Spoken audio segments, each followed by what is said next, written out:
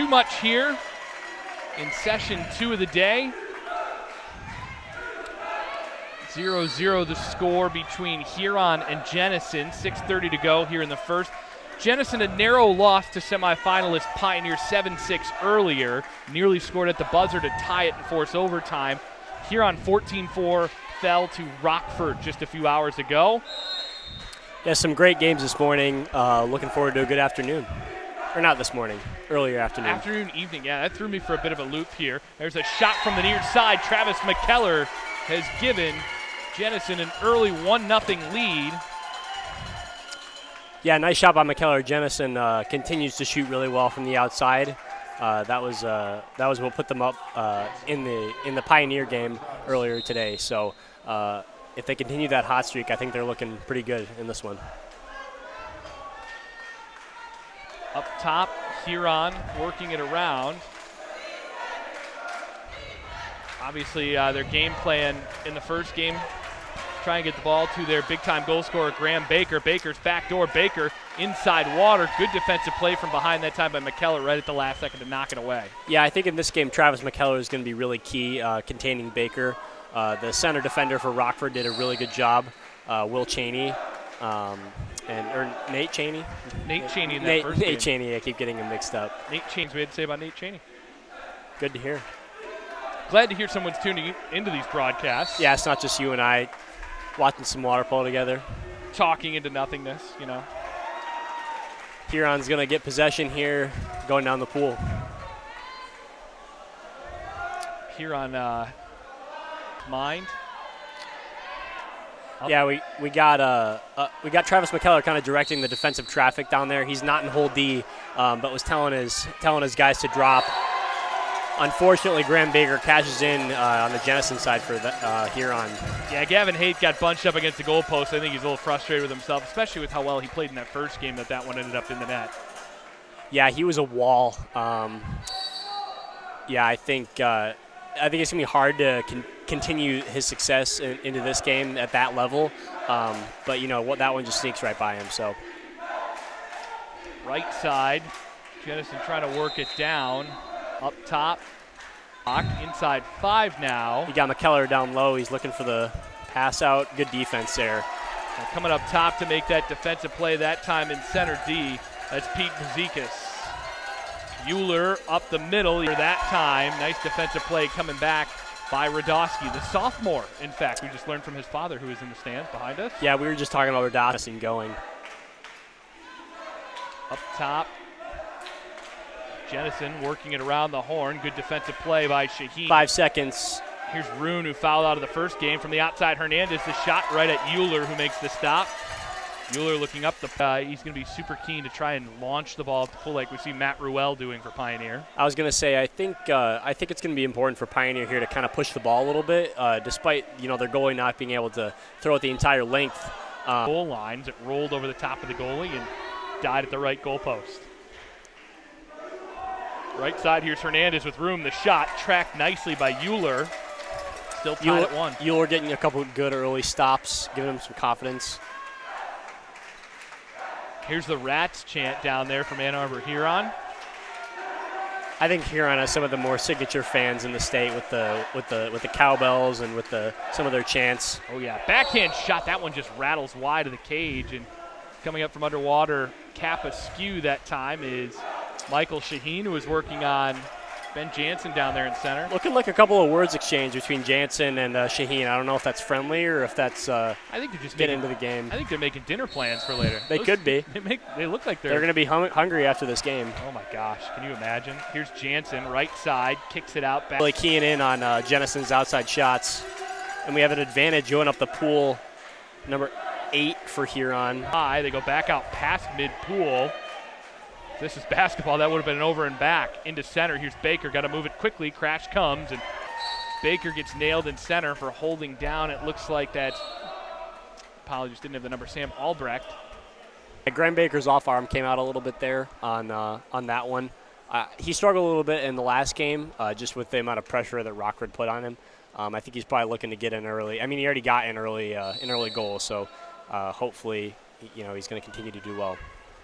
Up top, Radosky Money from there in the first game. Gonna try it again, and he scores. It just stuck over the goal line, off the goalpost and in. Euler with a little bit of a protest look, but no dice that time, as Jennison has taken a 2-1 lead with 1:50 to go in the first. Yeah, you know, usually I really like when teams kind of work the 6-on-5, work the ball around, get the goalie moving. But in that situation, Radosky was pretty much alone, and you know, using that confidence he's gotten from his goal. Huron working it around the horn. They work it down into center, inside water for Baker, who's held back a little that time by McKellar. Yeah, looking for the back door there. It was interesting. Jennison's kind of dropping a little bit off of the two wings, which is a dangerous strategy because if you makes it over top of the goal. McKellar was excellent there last weekend against Hudsonville on the outside shot. Just missing high over Euler this time. Yeah, I don't mind McKellar taking that shot. He just needs to dial it in a little bit and get a little lower. Right side. Jennison just swarming the middle. Not a lot of room for Baker. And a 5-meter there for Graham Baker drawn. He had the inside position, and probable goal is the call from Austin Myers, and he's going to the line for one. That's a good pass by Matt Dowling, just hitting his hand on the inside water. Opportunity for Baker to tie this game back up. Skip low right, easy enough. Tied at 2. 59 seconds to go in the first, as Graham Baker providing all the offense so far for Huron. Yeah, you know, Jennison really trying to contain Baker, but he's already got 2 in this one. So I'm gonna be curious about Jennison's adjustments after this first quarter. Jennison up top with it. Here's Radosky. Fouled way out there near about 8 meters, thrown into center. Here's McKellar. McKellar still after it. McKellar gives it a try. Blocked from the side. Huron still after the ball. They finally got it, and they hang on with 40 seconds to go in the first. Huron dropping off the other side there. Pretty effectively corral that ball and get it down the other way. A little bit of an advantage on the other side of the pool, though. I don't think they're going to see. Here's Baker inside water, and he took his own advantage away. He had the claw on top of the ball, and then he moved back away from the goal to get space, and with it, his advantage was gone. I think he bobbled the ball a little bit, too, and is just didn't leave his hand the way it wanted to. Jennison can play for the last shot of the quarter here, and a kick out down here on Fizikis. Both hands down, pulled back on Jansen. Be interesting to see whether Jennison decides to shoot here or if they decide to keep the ball, if they can win the sprint. Here's Rune at the buzzer, and it's a buzzer beater for Jennison. We will go to the second quarter. Jennison leads it 3-2. An excellent play there by Kevin Rune to fire it in. Confident.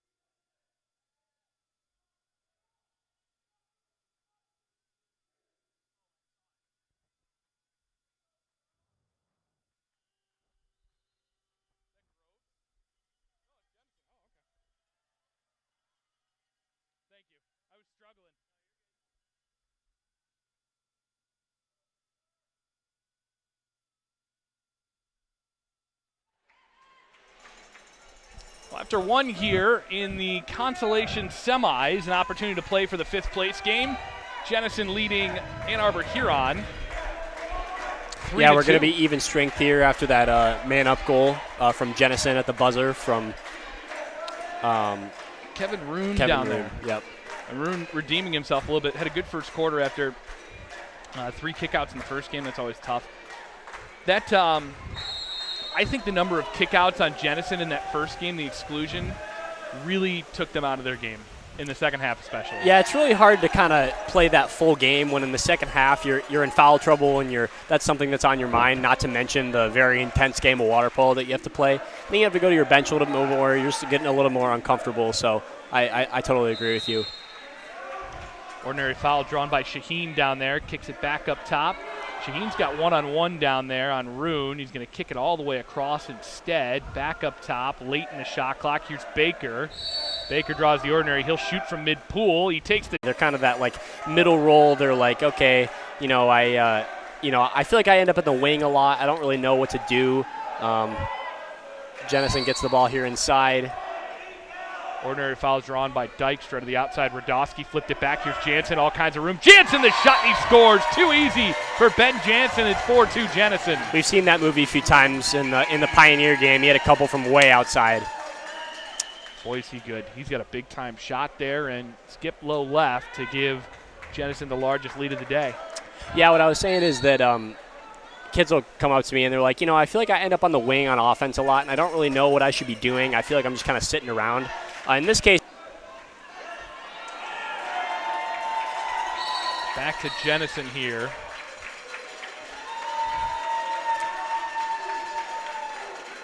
If you're being sloughed off the wing, you need to curl up and become a threat in order to get a pass out for a catch and shoot. It was my whole point in that long statement. Here's Roon up top. Roon trying to create some advantage for himself, draws the ordinary. He's inside, kicks it back out wide. Back for Roon. Roon's in a race for it. He's got it. He's outside 5 now. Here's Jansen. 10 on the shot clock.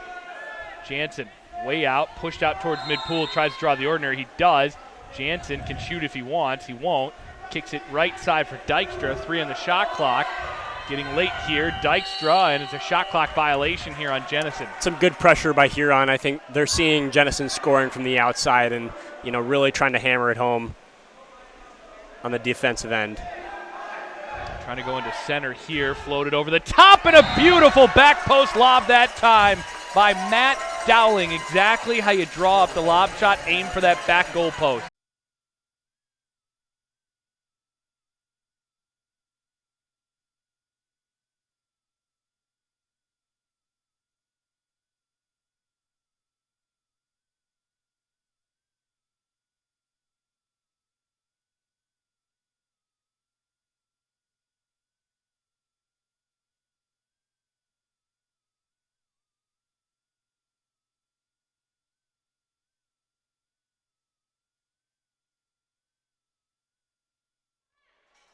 Apologies, fans that are club, but apparently in the midst of our last game, it disappeared on us, so we are working on some solutions and workarounds to make sure Huron right now.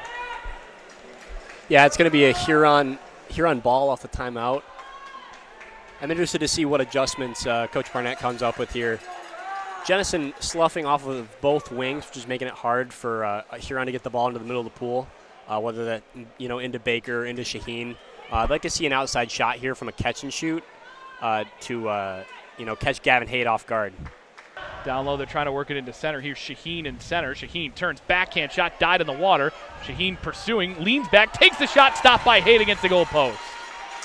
It's a great job again by Haight. I really like the tenacity of Shaheen, though, staying with it and taking that second shot. Big arm for Gavin Haight, throws it the length of the pool down to 2 meters in the corner.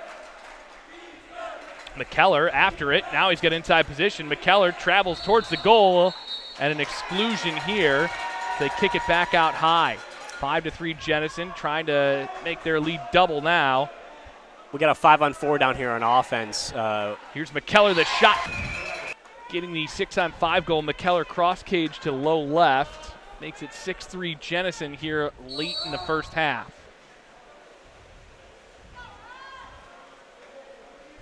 Here's Shaheen over the top and a 5-meter called this time on Kevin Roon. As Shaheen's been in center for the majority of this game. Guys, which I really like. Baker, skip high right. 6-4 Jenison as Huron's back on the board again.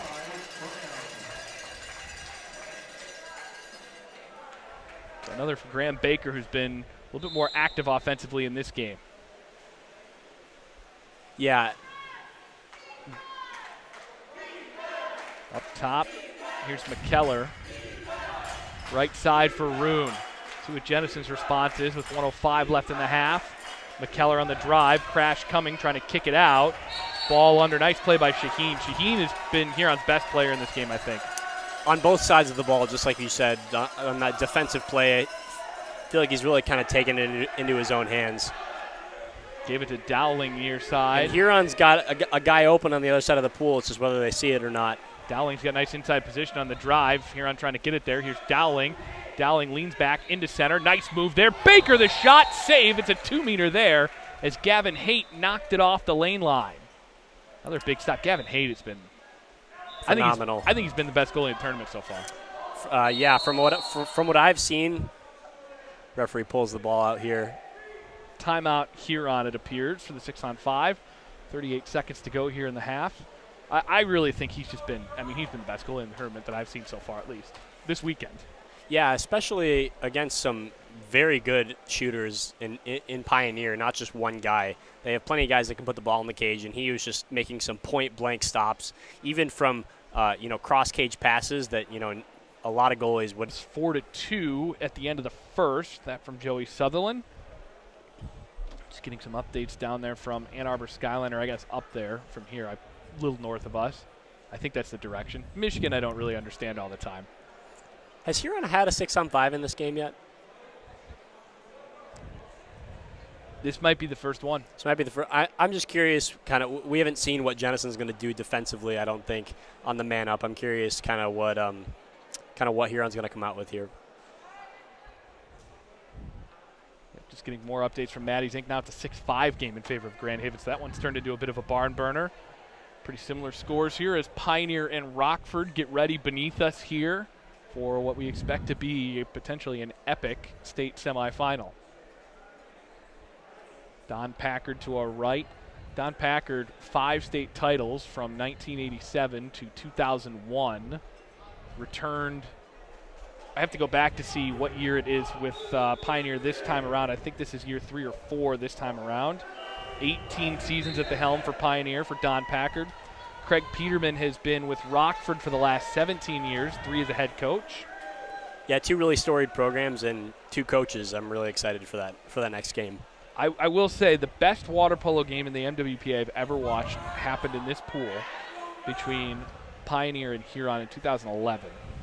So as we saw a good game to open the tournament, we've seen more good games potentially developing. This is a pool that lends itself to some good water polo apparently.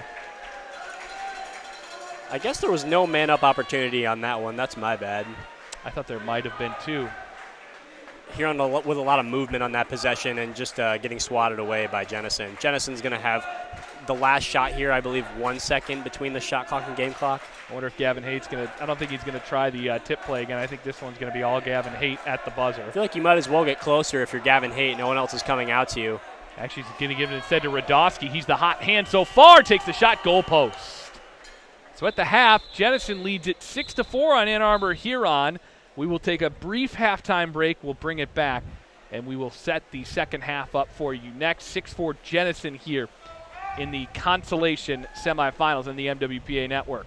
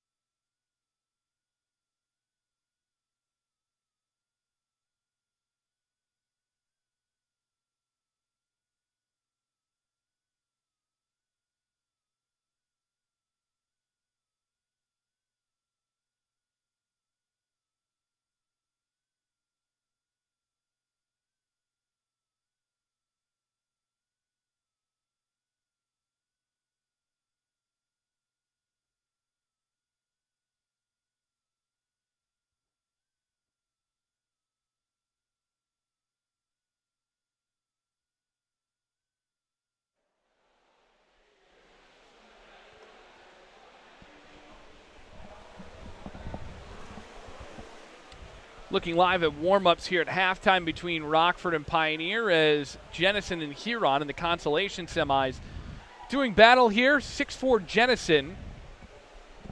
I think it's safe to say that I don't know that Jenison spent all their emotional energy on that first game, but I think you can tell there's a little bit of a difference emotionally here in this game for Jenison, whereas Huron, I think maybe feels a little bit more comfortable in this game with a team that's maybe closer to their level. No, I totally agree with you, and we were actually talking about the effect that I think all those kickouts had on Jenison in that first game. I think even physically, I think both teams are a little bit worn down just from those really tough first games, kind of in different ways.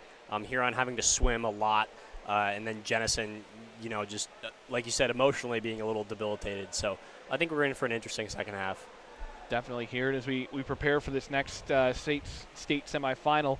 At the other pool, it's going to be Hudsonville and Skyline here, Pioneer and Rockford, as we've talked about. It appears to me that Rockford is going to keep Joe Reinsman as a field player for this game.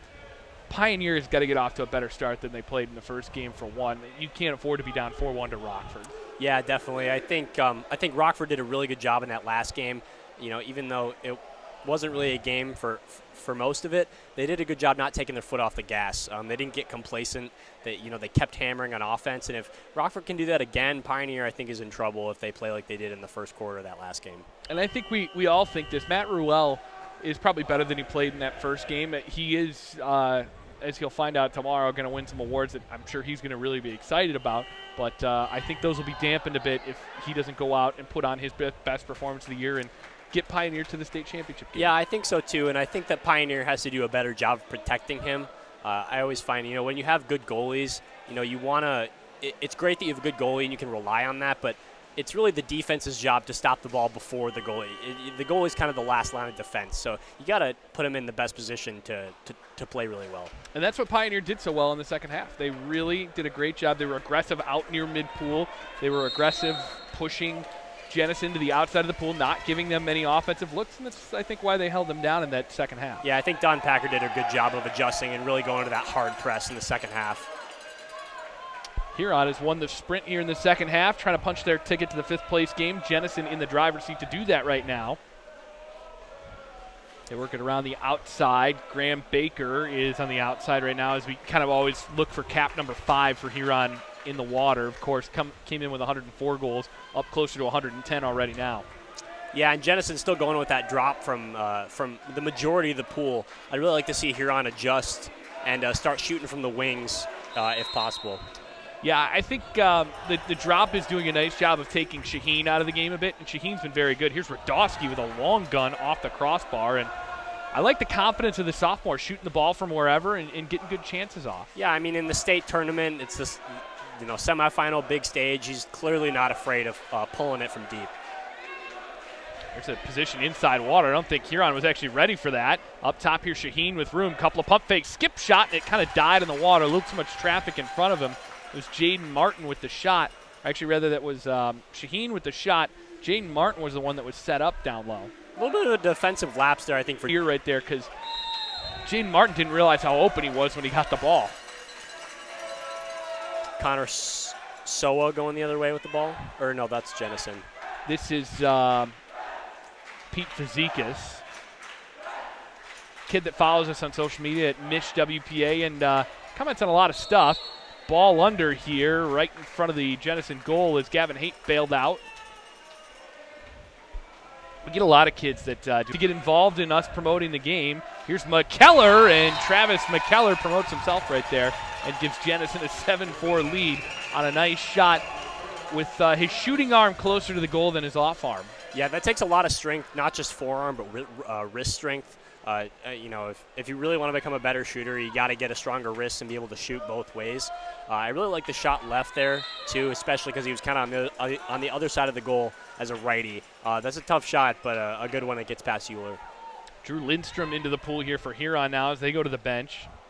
Baker's back in center, and the drop is starting to come from Jenison, so they're going to make somebody else shoot the ball. There's Lindstrom up top. Lindstrom, as they try and work it around this drop, long shot from the outside, and Pete Fazekas takes the skip shot, stopped by Haight. Chance up the middle, pass right on the money from Haight to McKellar. McKellar's on the breakaway, ball in hand, and the shot, they're going to say no call on the play, and Jason Swedick both hands up. He might have a beef on that one. It looked like a probable goal to me, but nonetheless, goal prevented there for Jennison. Yeah, McKellar did a good job keeping the ball in front of him, but not going to go on that one. Here's Fazekas up top, shot blocker in his path. Across the formation, here's Dowling, the shot, catch and shoot from long distance on the pass. Matt Dowling puts it in, and it's a 2-goal game again. A gorgeous pass across that time. It's hard to catch and shoot from that distance. It definitely is, and that's kind of been what I've been waiting for Huron to do. With Jennison dropping from the wings like that, that's the opportunity where, and especially having a lefty over there is real. And replayed the play right in front of himself and made the save in his head and said, all right, this is what I got to do to get across there. Mentally resetting just in a snap like that. Yeah, with Gavin Haight, I think he's a goalie that on the next time he's going to be ready for that. Kid's a junior. He's going to be a problem next year for Jennison. When I say next year, I mean in 2 months for Jennison. Some physicality down in the middle as Jennison comes the other way. Jansen and Baker, two of the better players in the state, two of the better kids that are set to return next year in the state. Jansen a junior, Baker a sophomore, and the two of them are kind of in cherry pick mode right now. Yeah, I think this is a matchup we could actually potentially see in the future too, with how young. Right on the skip. Yeah, Jansen and Graham Baker, sign me up for that next year. These two can go to war. And they're battling down here. You can see it right in front of the cage. And a little bit of a size difference, but it seems to be pretty even in terms of strength. And there's going to be an exclusion here on Baker Jansen. wants it. Baker's inside, took the shot. Big stop by Gavin Haight coming across. How many times have we said that today? Wow. Probably not enough. Yeah, I'll tell you who's getting my vote for all state tournament first team goalie. So far, barring this the second semifinal, he definitely deserves it. I'll watch the film on the other games, but I'm not convinced I'm going to see anything different than Gavin Haight. Into the middle, the goalpost, a shot, and Graham Baker's made it a 1-goal game again. That's a fantastic pass from the wing. He's almost completely covered and contested. Hearing that a guy open up top, I kind of thought they should have worked the ball around a little bit more, but they get it to their guy and it goes in the goal. Huron back to the bench. They put Shaheen back in the water. I actually like that call by Paul Barnett, pulling Shaheen out and then putting him back in at this point, getting him a little bit of a break. I think is going to be important as we go into this fourth quarter that looks like it's going to be pretty tight. Graham Baker's also going to get a break here. I think he's gassed. He's played basically start to finish, other than when he had to be subbed out in the last game briefly. He's been in for most of the tournament so far for Huron. Here's Radosky from distance, bar in.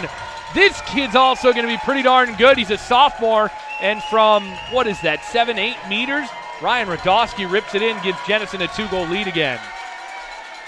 I think he's just really seeing the lanes in the cage, and he's thinking about where he's going to shoot before he even gets the ball, which is a sign of a good shooter in my opinion. I think he's feeling it. He is absolutely feeling it here at the state tournament, especially the moment Huron takes Graham Baker out of the pool. Yeah, it's pretty. I think it's pretty demoralizing being the opposing team and immediately coming. Shaheen still battling for it.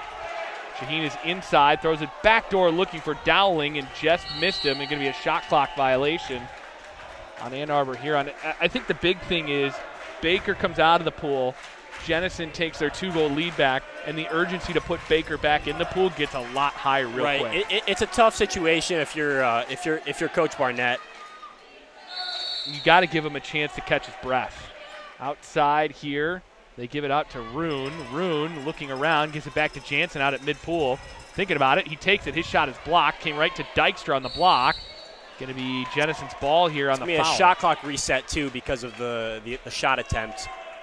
Into center, taken away here. Nice play down there. Off the bench, Drew Lindstrom. Easy takeaway. Euler looking up the right side of the pool. Gives it up there. Huron trying to make it a 1-goal game again. 8-6 Jennison. Right side, here's Dowling. Pump fakes, tries to throw it into center. Partially blocked that time by Sam Albrecht and taken away by Jennison. It's a tough situation if you're Shaheen. Sam Albrecht right there, ready to contest that pass into set. Here's Rune. Rune fouled coming down the right side. Radosky's wide open. Gets it, takes the shot and a save. Man, Huron closed on him quick, and he still got away a good shot at the goalpost. Same spot as he shot last time. I'd like to see him go cross-edge on the next one. I think Euler was ready for that. But, yeah, like you said, the defenders immediately recognizing this guy's a threat from the outside. Up top, they work it down, taken away easily by McKellar, who read that like a defensive back. Right to Gavin Haight, 55 seconds on the clock in the third. 2 possessions left in this quarter. I'm interested to see if a timeout gets called here by either coach. Up top coming down is Albrecht. Albrecht thought about the center. Here's Radowski out there. Back up to after the ball. And an exclusion down there. That's on 17 for Huron. That's Daniel Huang. 29 on the game clock, and I like Radowski gets the ball back. He looks at the clock and says, all right, I'm going to take my time. I got a lot of space here. And I like that ejection call, too. It was a little delayed, but there was definitely a hold there. Jennison looking to move the ball around a little bit. McKellar up top. Here's Radowski. Radowski been the trigger man today. Right side, here's Rune. Rune thinks about it, takes the shot. Nice field block in the middle. Believe that one is off. Drew Lindstrom. We got Jackson Burns rocketing up the pool, trying to get an advantage. He doesn't have it, though. 5 seconds left. Shot here coming at the buzzer for Huron. It's tipped and blocked out of play at the horn. Fazikis' shot knocked aside.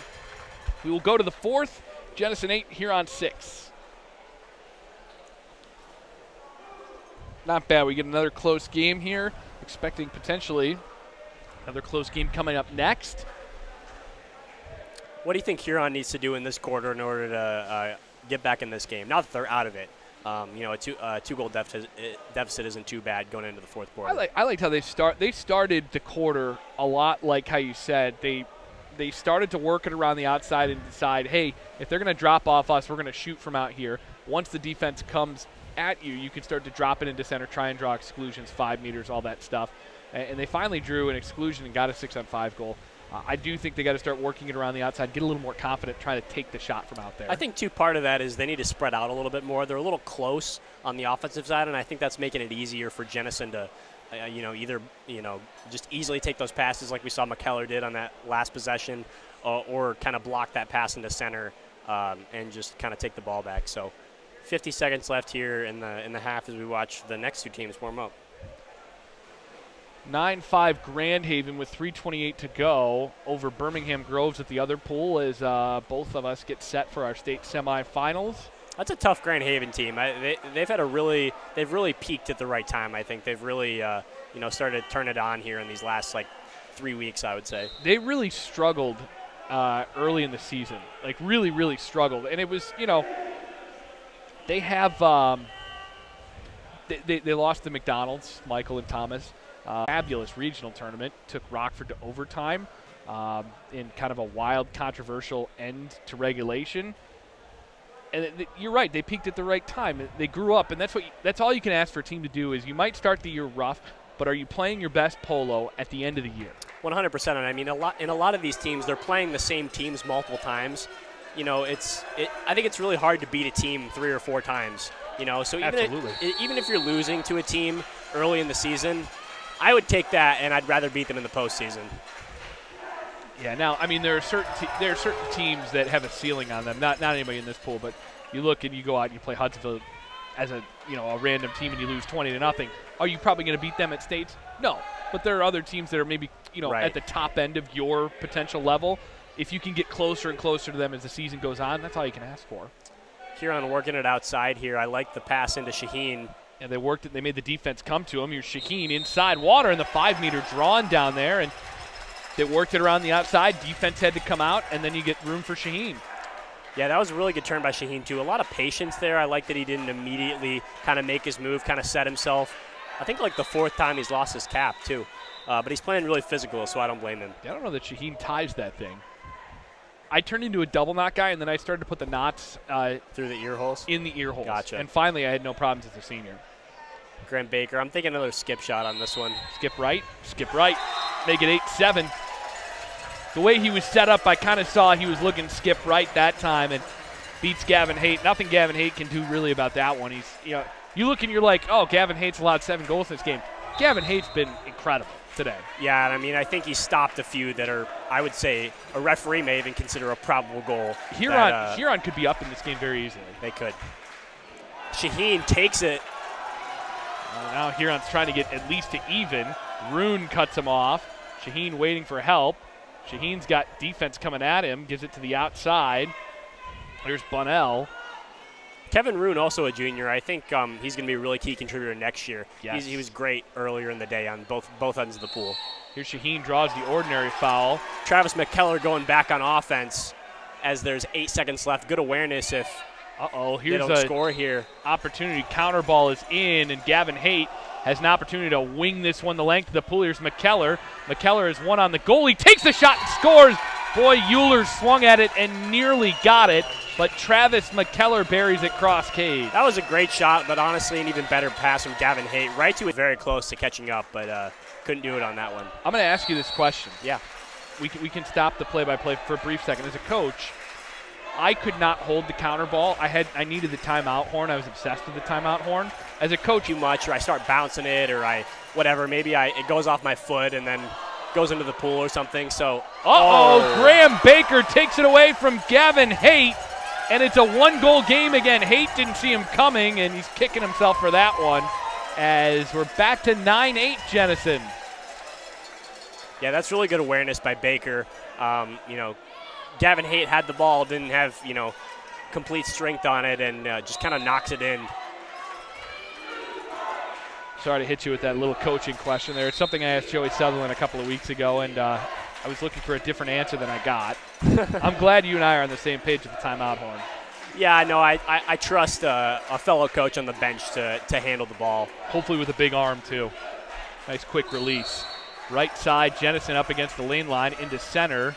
Jansen's worked his way into center, and Huron's defense starting to go to work now. Huron actually kind of reverting to what Jennison has been doing on defense, dropping from kind of the wings. Like I said, a dangerous strategy, but so far it's been working here in this fourth quarter.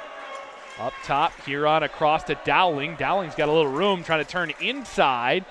Dowling still after it, draws the ordinary right inside two. He's got to take it out. Jaden Smith's got a lot of, or not Jaden Smith, Jaden Martin's got a lot of space going forward. Inside. Yeah, Shaheen tried to go back to that turn, but McKellar realizing that Shaheen's head is completely underwater and advantage is gone.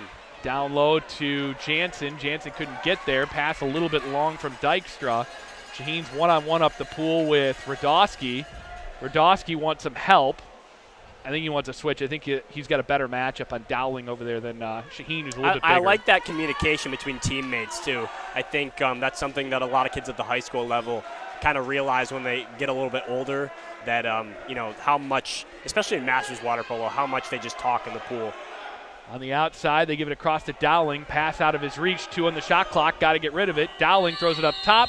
No chance for a shot as Martin's shot is out of play, and I believe that is a kick out. They are going to call the exclusion on Martin for taking that shot. For the shot after the horn. So 6 scores. Ben Jansen, bar in. 10-8 Jennison. And I think Ben Jansen a little bit of he had a couple from outside, but a little bit of a quieter game than the Pioneer game, but coming alive at the right time. 3 minutes 37 to go between Jennison and Huron here. The Huron parents we talked to, or I talked to at least, a young team. And again, we talked about in the Rockford game, it's valuable experience, and they're just going to learn and get better, and obviously got some star power on that team. Well, and one thing we were just talking about is the communication aspect. That comes just with experience and playing with each other. These two teams, I think they're going to be here next year, and they're only going to be better. So I think they're just going to keep developing and kind of finding their voice on their team. And goalpost, 10-8 Jennison, 3 minutes to go. Into center, McKellar crashed on, and they're going to call the ordinary just in time for McKellar to get it back. Up top, opportunity for Jennison, hit the crossbar, and it's up and out of play. And with 3 minutes left here in this game, 5 timeouts available between both coaches. I think you're going to start to see him coming into play here because we got a 2-goal game. Yeah, wow. 5 timeouts. I didn't even look at that. That's a great catch. It's interesting that they haven't used it. This game has been so wide open and close enough that it hasn't felt like either team has needed to use a lot of them. There's a shot here, and oh, goodness, a skip shot left. Might have caught Gavin Haight in a bad spot. It's Pete Fazekas make it 10-9 Jenison. They just won't go away, will Huron. That was just so well placed. I mean, like we've talked about all day, Haight is a great goalie, and he did get across like that, but just recognizing the space right there on the near side, skipping it right on the goal line, and just a really tough shot to block. From beyond mid-pool, here's Jansen. Won't think about shooting from there. Radowski into center for McKellar. McKellar turns over. He draws the foul inside 5. Kicked it out. Up top, Albrecht. Right side, here's Rune. Rune trying to stroke his way down the right side. They look into center instead. Up top for Dykstra. Pass handcuffed him. Kicked it out to Radowski. Radowski thinking about it. Takes it, and it goes wide left of the goal. And that actually drew a cheer from the Jenison fans who thought it went in, and it did not. Just looked back behind me, and I think they've all just realized it wasn't a goal. A lot of clapping, a lot of cowbells. A lot of green in the crowd, too, but both of these teams. Here is Shaheen, draws the foul. They got Graham Baker on the wing right there, just missed him. Here's Dowling. Dowling thinking about it, trying to tie the game. The lob and a good stop that time by Dowling Haight. actually got Haight to jump, and I think he should have taken it. I think he just might have hesitated a little bit, but when you get the goalie moving that much and you're a lefty in that spot in the pool, I think you just need to pull it. So again, Huron's got 2 timeouts left, and Paul Barnett has just grabbed his. Jason Swedick just did the exact same thing. Yeah, I was going to say Barnett grabbed his grease board. Swedick grabbed his timeout horn. Oh, I thought that's what you were going to say. No, they both grabbed something very important for a timeout, though. Into center, taken away. Now, Jenison's going to let the clock come down as they take the shot. It's Kevin Rune again. 11-9 Jenison on the skip right. And, 3 possessions left in that game. Lots of timeouts left. The 3-goal lead there is, I think, very, very, very key. Minute 27, so this is going to cause Barnett to hang on to his timeout until probably, I think they decided let's just use it now, try and go get one, and then we've got the setup to get the last one. Yeah, that makes sense. That's an interesting decision. I think you could definitely go either way on that. Where Huron is in the pool, Swedick can, call him back out and kind of readjust. Between Rockford and Pioneer, so barring something insane here, it looks like we should be just about on time. Although, I kind of thought the way that the Pioneer-Jenison game went, we were going to have to start the second game late because to talk about it on that tip play. I can't get over how well that was executed. You and I went over the semantics a little bit. You couldn't have drawn it up any better. The only difference was getting a little bit of extra front row. Oh, 100%. I think that's even more impressive. Just drawing that up and doing it in a big game at the end like that. But I've seen a play like that work plenty of times. So, unfortunate that it didn't, but Pioneer moves on. We saw last year Tony Golan, the Dexter goalie, score a sudden death winner in overtime in a regional championship game. So, we've seen some crazy stuff in the last couple of postseasons come into play. I'm interested to see here maybe in this next game if that's going to be a factor with Rockford and Pioneer. You get down by enough goals, or if you're in that situation at the end of a game, you do see it, but we really have not been in a lot of situations to see it. Huron driving down low, basically got an ISO for Baker. Here's Baker, turns, leans back, takes the shot, nice stop by Gavin Haight. Jason Swedick thought about the timeout, and he's going to hang on to it, let the clock roll a little bit here. And I thought Baker was going to go cross cage on that. I think he thought about it and saw where Haight was and just tried to sneak it by him. Now Haight's got to get rid of the ball. He's got an open outlet to Radowski, the sophomore. And, yep, they're into clock. Now Huron's going to hang on to their timeout, which I think they kind of have to do. Yeah, got to score here on this possession. And they turn it over on the pass up the pool to Baker. And again, now Jason Swedick will use his timeout as looks like a kickball. New shot clock, so there's an 11-second difference between the shot and the game clock. 2-possession game potentially. Jenison with 2 timeouts, a full and a 30, and Huron just with their 30 left. Yeah, it's interesting whether Jenison, what Jenison's going to do here. I mean, a 3-goal difference is a lot different than 2. They might set up normally, but you don't want to pull the goalie out. You don't want to do any crazy shenanigans. So I think you just kind of go about things like normal, maybe spread out a pretty considerable amount. But unless Huron can pull something off here, I think this one's pretty much done. The only thing, so if they score a goal, whatever, we were down anyways. Yeah. It's over. So I think if they pull the spread, I think that's where you have to go.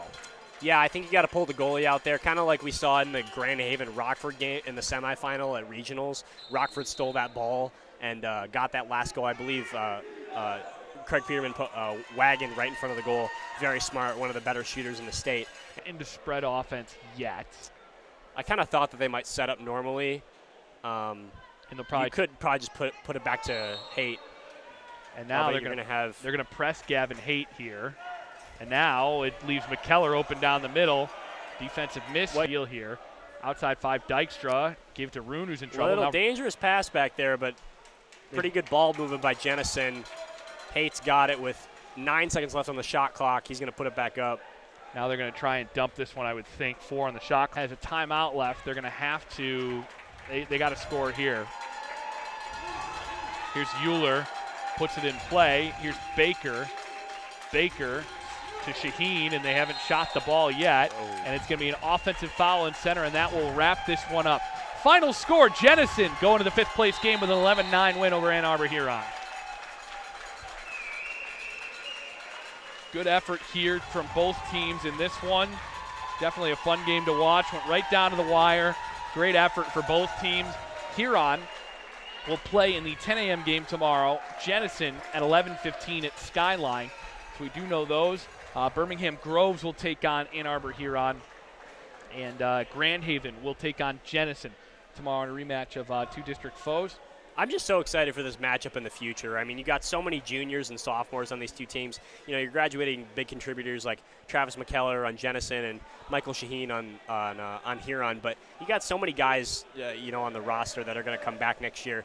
And not even next year, this fall, only, you know, 3 months away. We were just talking about how the quick turnaround of the seasons is going to be a little bit tough for a multitude of reasons. But I think it's the level of play, especially on the boys' side, is going to be really high from the start because hopefully people are playing in the summer and keeping themselves in shape.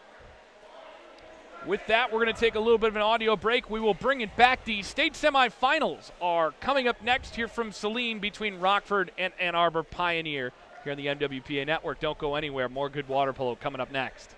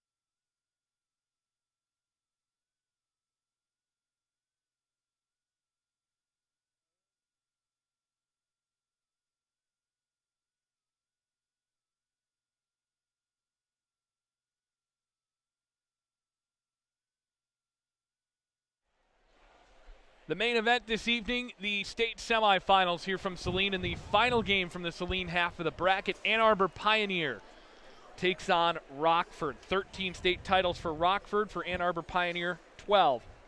Second most all-time for Pioneer. Their last came in 2011, and of course the most all-time 13 for Rockford, all since the year 2000. They've made the state tournament every year since 1983. So just about as much hardware as could possibly go around between these two teams.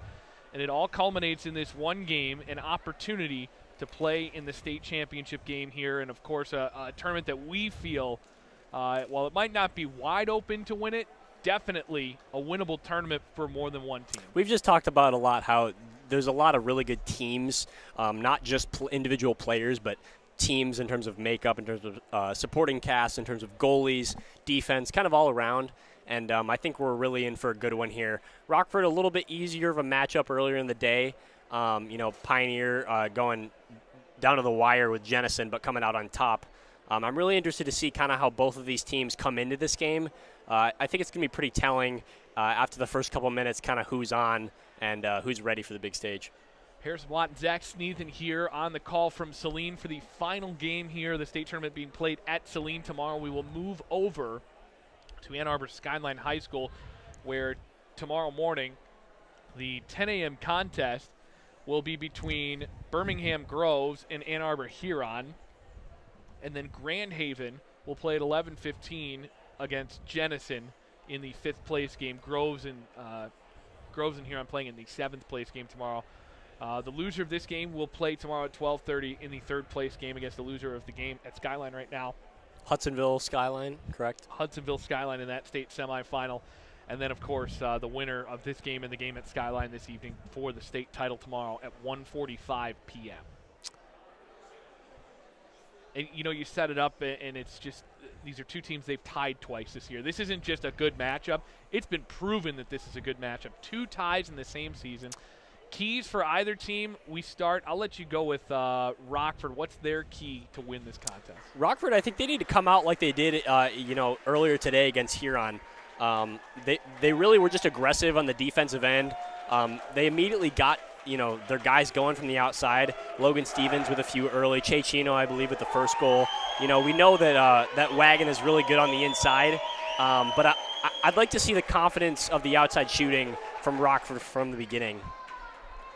For Pioneer, I think it's kind of twofold for them. One, they got to have Matt Ruel's best game here, and he looks like he's locked in over there. He's getting himself mentally locked in on his own, and he is, if he's not the best goalie in the state when he's on, he's one of them. The other one for Pioneer is how much offense can you generate when you're a team that typically does not generate a ton of offense. Right, and I think they need to come out with that defensive intensity that they did in the second half of the Jenison game. They, I think early they kind of let Jenison play their game, and then Packard at the half kind of said, like, all right, like, this is our time. We need to take control of this game and take control of the pace.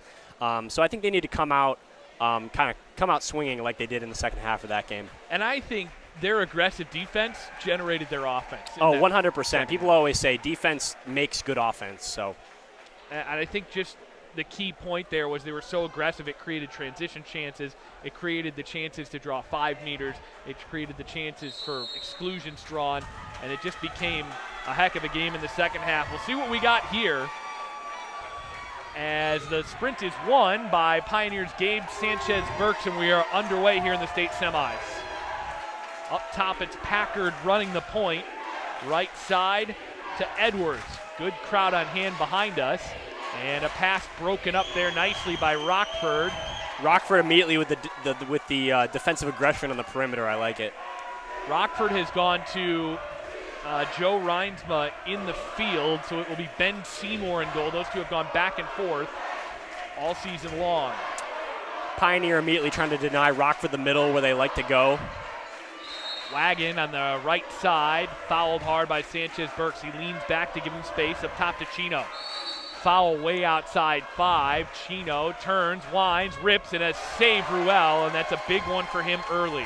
Post up for Wagon down low. I'm a little surprised Che didn't drop it in, but I like testing the goalie early. So Here comes Packard. Packard's going to have Sanchez Burks with some room up top. He gives it to him. Looking, waiting for an option here. Gives it right side. DeBona. Right side to Almeida. Almeida had an excellent second half in the first game. Rockford starting the counter. Almeida's in trouble. 2 seconds left. Here's DeBona at the shot clock. Oh, and he ripped it wide to the left. He had Ben Seymour beat that time and just missed the cage. I was going to say, I think that was really good placement. Just a little bit wide on that one.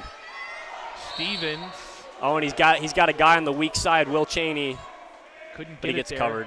Packard came across to button that one up. Reinsma across for Wagon. Drive coming here for Rockford. Wagon turns. He's got a little bit of room. Takes the long lob and tracking that one very nicely. That time was Ruel. I think we might have a little bit of the Matt Ruel we're used to in this one. Yeah, I think Ruel is really locked in right now, and I think it helps when you get a couple of those blocks early. We talked about it earlier from the outside. I'm a little surprised Rockford kind of not going to the middle as much, even though Pioneer trying to deny that. They've had some opportunities. Sanchez Burks gave a nice pass in. It was maybe a hair too long and just missing Alex Farmer as it's taken away by Rockford.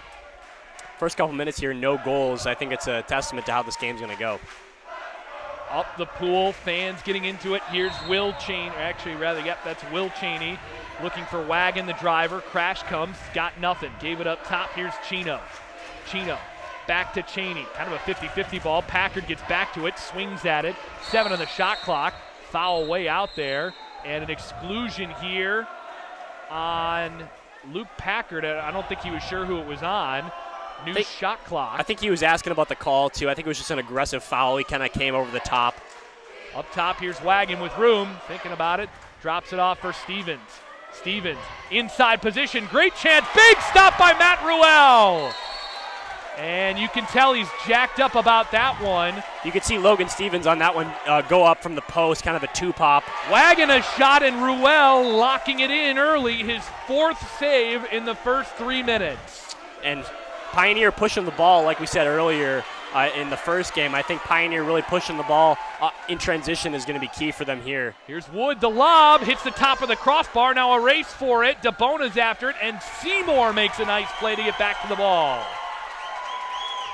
Luke Packard, probably the defensive MVP, at least in the last game for Pioneer, with one kick out early, which is okay, but he's got to be careful to make sure he doesn't get too aggressive on the perimeter. Open, he is out of the water right now. Wagon, right side, down to Chino. Chino with a great turn. Chino's got inside position, working it in on goal. Chino leans back, trying to get something away. Lost the ball, now he's just got to protect it. And that's a shot clock violation on Rockford. Wow. That's good defense by Farmer, even though he kind of got lost a little bit and got turned. You know, he stayed with Chino and got back in front. Almeida, he's going to have somebody in the middle. It's Jensen Wood. Wood with it. Wood, look, shoots, and a good stop that time. It was kind of a change-up that time. Swinging at it late was Seymour to knock it down. And GSB, Gabe Sanchez Burks, hasn't really gone in the middle yet in this game. It's a little surprising. He might be trying to work, kind of focus on the defense and kind of work from up top. I'd like to see him go down a little bit more, though, in the one-on-one. Ball under here as Rockford turns it over. Chino knocked away by Farmer. Up the pool, here's Jensen Wood. Ruel again pushing the ball up the right side of the pool. Wood, backdoor, Sanchez Burks makes it 1-0 Pioneer. 2:51 to go in the first. It's gorgeous that time. Jensen Wood connecting with GSB. And I just said it, I really wanted GSB to be a little more aggressive. I mean, this game, is far from over, but I wasn't seeing a lot from him, and there we go, the Star responds. Electric here in the stands behind us. Nice and loud. Rockford trying to respond. First blood drawn by Pioneer, off to a much better start than the first game. Here's Chino, right side. Wagon down low. Wagon's got a one-on-one. He likes that. He's fouled. Good play to get the foul. And this one is thrown out of play by Wagon. Counter ball coming into the goalie. Don Packard is a little upset that the counter ball didn't come in quicker. Ruel rips it up the pool. Ruel's got a man with inside position, but now Almeida's going to be able to work this one in. Almeida's got room. Almeida trying to extend the lead to 2-0. He's in, he shoots and scores! 2-0! Purple People Eaters on the board again. It's a little bit of a Joey Sutherland call right there, I think. Oh, yeah. You reach back for that one. You can only do it so often if you're not Joey. I love that shot by Almeida, just from the weak side as a righty, getting in the pump fake, going to the open water, and just, putting Huron up 2-0. Rockford has thrown it out of play on that right sideline a second time in a row. Ruel slowing it down a bit to Almeida. Almeida into center. Here's Sanchez-Burks, an exclusion on Wagon in the middle of the pool. So now it's on the outside. Pioneers got a 6-on-5 already up 2-0. They work it down here. Across, DeBona. DeBona's got room. He shoots and scores. It's 3-0 Pioneer, who's erupted here at the end of this first quarter. Not a lot of movement from Rockford there on that 6-on-5 defense. I mean, it was a pretty quick shot, but it seemed like people were still kind of processing the kick out as the wing pass is good and for an easy goal. Craig Peterman said something. Pioneer, not known to be that explosive offensively, great defensively for sure, has erupted here in the first. I think you really got to consider a timeout here if you're Craig Peterman pretty soon. 3-0. I know it's only the first quarter, but it's, the momentum shift I think would be really important. Wagon with a nice play. Wagon with a lob, and he missed it over top of the cage. I think Ruel's already in their heads a little bit.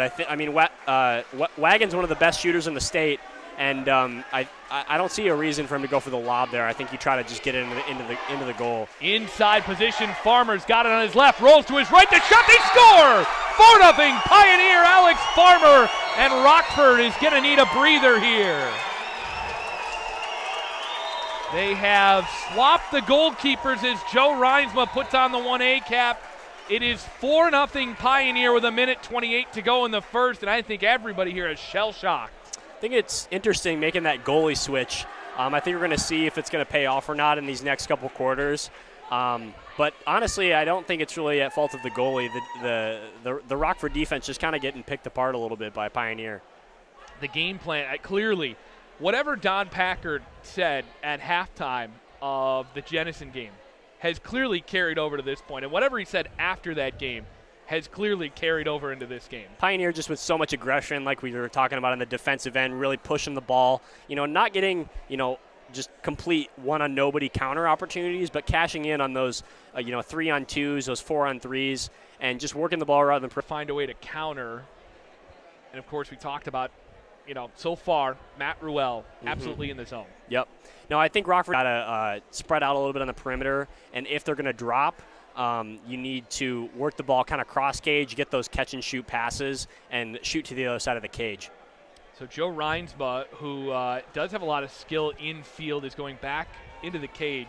So it takes away an offensive weapon. But it's interesting because when we've watched Rockford play, there are times where Joe Reinsma goes back in goal and the offense starts to come alive for Rockford. I'm not sure why that is, because it's not because Joe Reinsma is a poor offensive player. It's just a weird situation. Yeah, and I'm interested to see what Rockford does here off of this timeout. I think it's pretty important. They've gone to isolation plays with Wagon either at the 1 spot before. I'm interested to see if they do something similar here. Wagon at the 3 spot. Looks like Pioneer's going to press for the most part with Will Cheney. It looks like we have a pick from the top. That was read out, sniffed out quickly by DeBona. Now they're trying to clear out the middle of the pool here. Almeida with a foul on the outside. Cheney's got some inside water there. The drop from Almeida comes up top. Here's Cliff. Cliff works it down right side. Here's Wagon. Wagon out there trying to draw the foul. 14 on the shot clock. Wagon turns, shoots short side, and that one knocked aside by Ruel. And I like that Rockford continued the offensive possession even after the drawn-up play wasn't successful. Just because that doesn't work doesn't mean you can't score. So I like the continued tenacity from Rockford. Into center, opportunity for Pioneer here. A foul inside. Almeida on the outside. Almeida trying to draw his way down. Here come the drivers. It's Jensen Wood, the sophomore. Into Jensen Wood, a little too far. Wood's got it. Lob shot over top of the goal. Reinsma had vacated, trying to crash on Jensen Wood there, but Wood puts it over top. I like Reinsma coming out there, actually. He wasn't successful at getting the ball necessarily, but I think next time he will be. I think it rushed Jensen Wood's shot. He did, yeah. I think it interrupted him a little bit, his offensive flow. Here's Wagon. Wagon, back door, looking for help. Gabe Sanchez-Burks with a little bit of a mugging, that time on Stevens. Fouled him nice and hard. Back up top. Opportunity for Hopkins. Hopkins trying to backdoor this one. Drive coming again here Here's Cheney. Cheney at a bad angle, takes the lob, missed it wide of the cage. At a sharp angle, Cliff trying to turn back inside, and a shot clock violation on Rockford. And Almeida up a little bit on the advantage, and we also got Gabe Sanchez-Burks going down on the right side. Sanchez-Burks has got a break. Sanchez-Burks for a 5-0 lead. Big stop by Reinsma on the rebound, and he clears it out of harm's way. That's the end of the first quarter.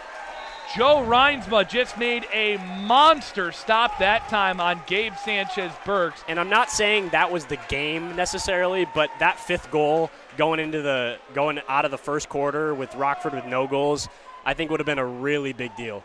Well, it would have been, especially when you consider what kind of team Pioneer is defensively and in goals so far in this game.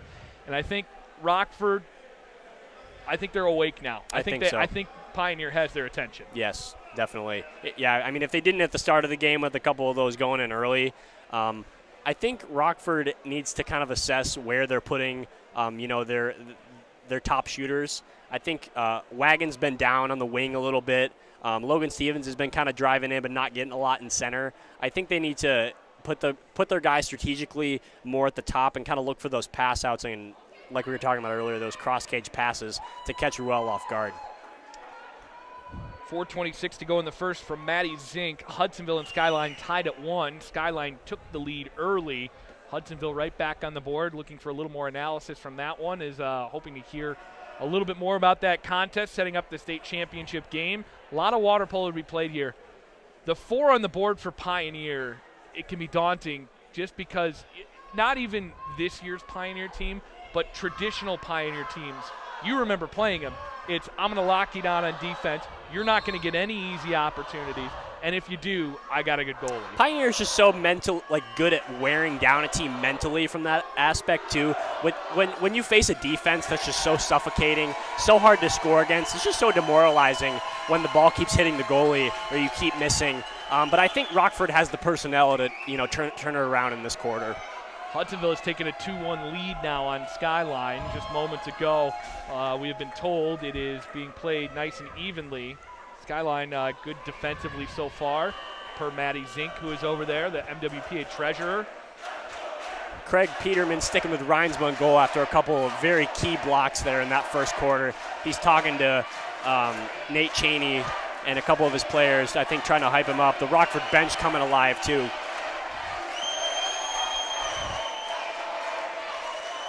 Here comes a sprint. Austin Myers will drop it here on the near side.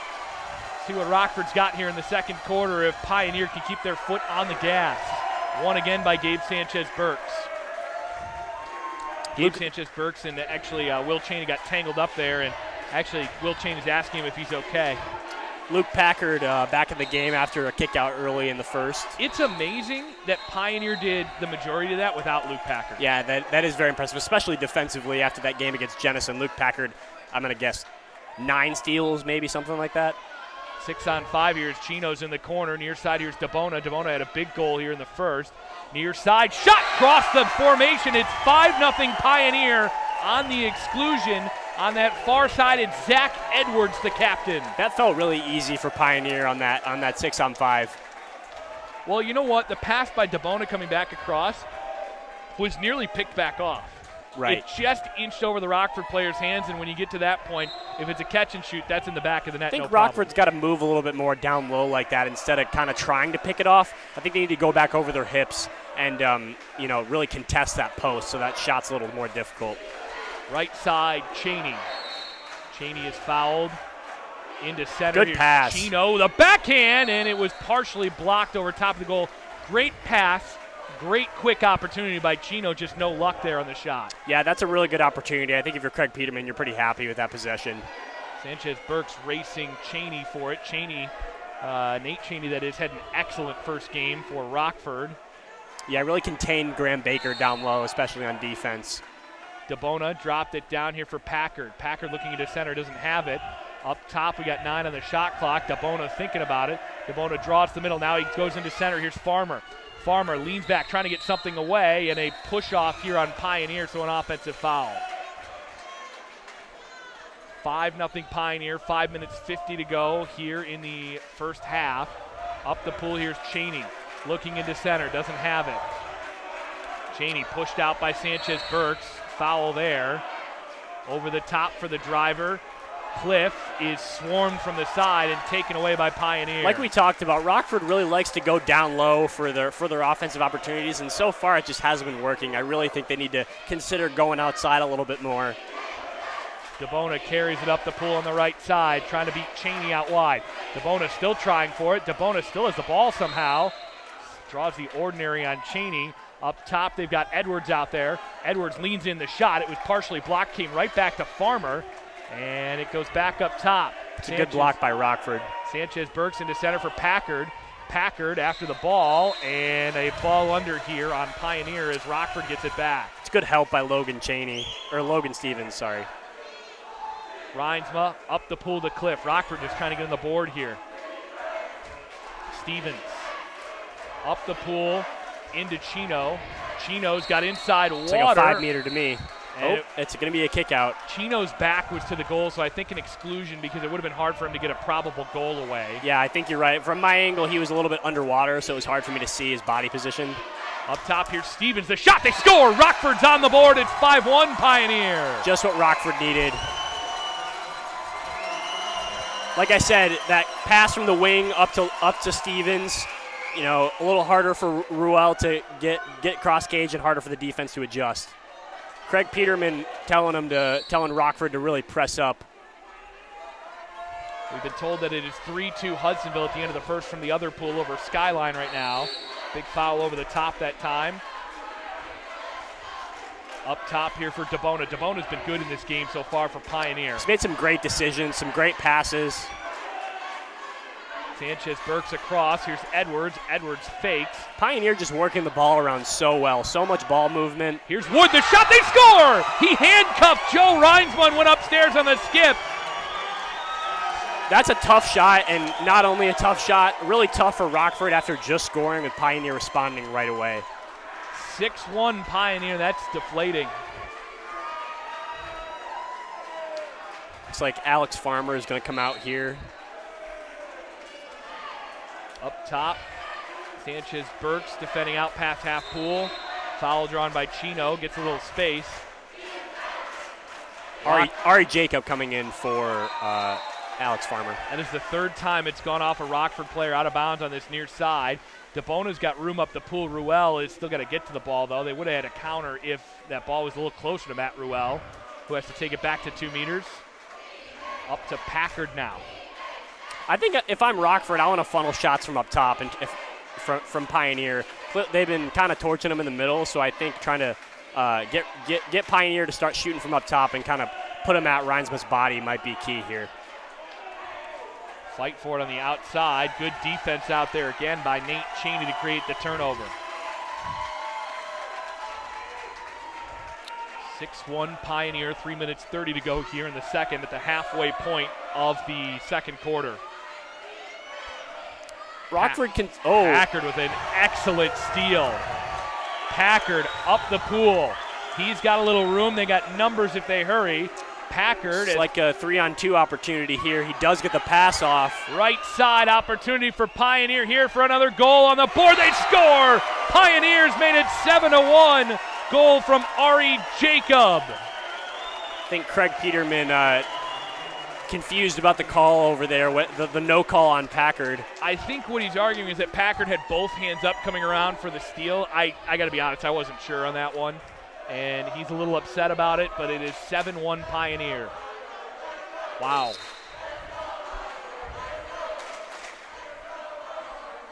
Wagon has it. Wagon's got to look out as Sanchez-Burks is coming in pursuit. Like the stair-stepping up top from Pioneer, not letting their foot off the gas. No, you can't let Rockford back in this game. Here's Chino. Chino up top. Thinking about it. Now he takes it a shot. Save Ruel. Diving to his left. Knocks it out of play. I like that shot by Chino. I think one of those is going to go in pretty soon. And not at fault of Ruel. I just think he's a threat from the outside. Exclusion here on Pioneer. That's going to be Ari Jacob to the corner. I think Rockford tends to rush for 6-on-5 a little bit. I'd like to see them slow down a little bit and find the best shot opportunity. Here's Wagon, the shot. Big stop, Ruel again. That was a hard shot. Ruel with a couple of Kind of risky pump fakes. Now it's up the pool to Sanchez Burks. He's got men coming on the outside. Waits, pulls it back out, and smartly decides, I don't want to turn this one over. Let's make it slow. Right side, Edwards. Edwards has a driver coming as Jensen Wood. Lob shot, goal post, it's in! A gorgeous lob shot for Zach Edwards. It's 8-1 Pioneer. You call a timeout here if you're Craig Peterman? Or do you keep it going? You got 3. If you can get back into this game, I think you're going to want 2 in the 4th. Maybe. Did they take away a timeout from Pioneer and not Rockford? Because didn't they call a timeout to sub the goalie? Or was that not a timeout? Rockford, yes, they have that wrong in the scoreboard. That's a good point. We'll get that fixed in a moment here. I just wanted to make sure with I didn't think Packard had taken a timeout yet. Up Looks top. like we got a. Here's an opportunity here for Wagon. Rockford. Yep, that was Wagon. He's fouled down there. Up top, Rockford. Now Pioneer countering a shot by Wagon, and he whistled it wide right of the cage. I think he was a little unaware of his positioning in the pool. I think he's pretty used to that.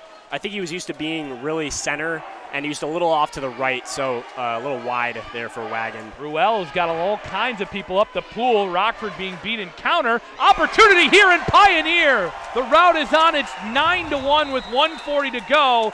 It'll be a timeout for Rockford here with 1:40 to go in the second. Yeah, I mean, the body language in Rockford right now very down, but I mean, you don't really blame them. I mean, it's a 9-1, 8-goal lead for Pioneer. I don't think they're out of it yet. There's still a lot of time left in this game. We've seen crazier things happen in this MWPA postseason. But what do you think Peterman's telling him here? Well, I think it's a really hard spot to be in down 9. You're in the state semifinals, and I don't think Rockford expected to be here. I got to be honest with you. I have no idea what to tell my guys at this point. Just, hey, we can't score 8 goals at once. You have to take it one possession at a time. We can't get beat in counter like we've been getting beat. And you know what? Pioneer has been beating Rockford in counter the whole day. And that's not necessarily Pioneer's game. I think that's probably more Rockford's game than it is Pioneer's. Yeah, no, I think, like we've talked about a couple times, Ruel is really getting the ball up in transition, and even if it's just a little bit of an advantage, they're kind of getting over their hips off of defense and just getting just a little bit ahead of Rockford, and it's creating so many offensive opportunities. Not necessarily like one on nobodies. There's been a couple. But just some really good transition offense by Pioneer. I think if you're Rockford, like I said, I think they continue to go down low. I think you really got to start trying to shoot from up top. They've been successful when they played Pioneer the first time. Actually, they had a few goals from up top, some cross cages from Stevens. I think they put Wagon up top instead of in the middle. I think they just got to start mixing up their offense because clearly what they're doing isn't working. From the other pool, Hudsonville leading Skyline 6-3. That game is in the second quarter with 4:30 to go in the second. I think when people over that pool get this score, they're going to be a little surprised. Yeah, I think so too. So Joe Reinswell will start this one up. They got Chino in the middle here. Luke Packard playing from behind, communicating with his defense.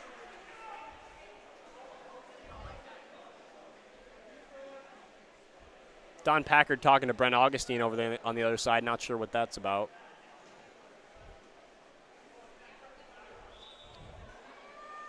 Back at mid-pool. Here's Joe Reinsma up the middle. It's like Logan Stevens driving in.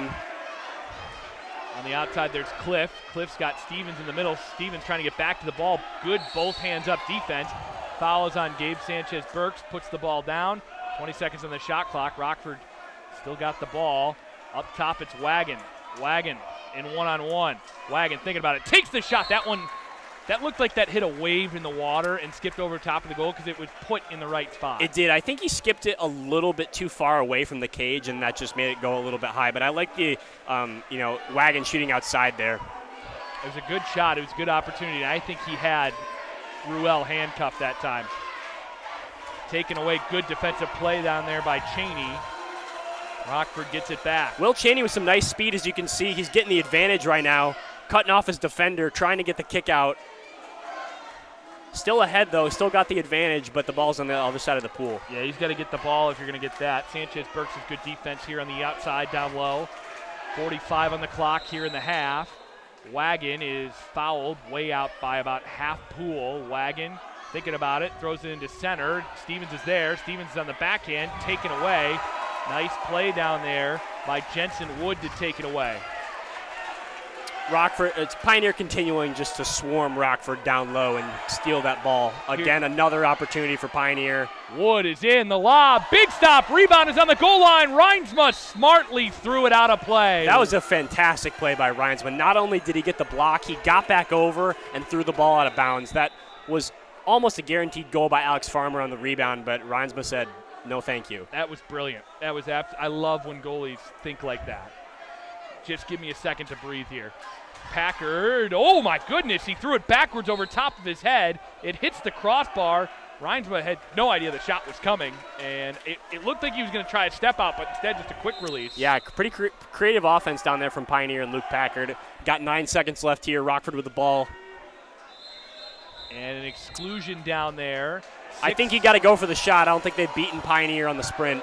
And taken away here by Luke Packard, and that's the half at the buzzer. Packard shot knocked aside by Reinsma. It is 9-1 Pioneer here in the state semifinal. We will take a break. We'll bring it back. A little bit more analysis coming next on the MWPA Network here from Saline in the state semifinals.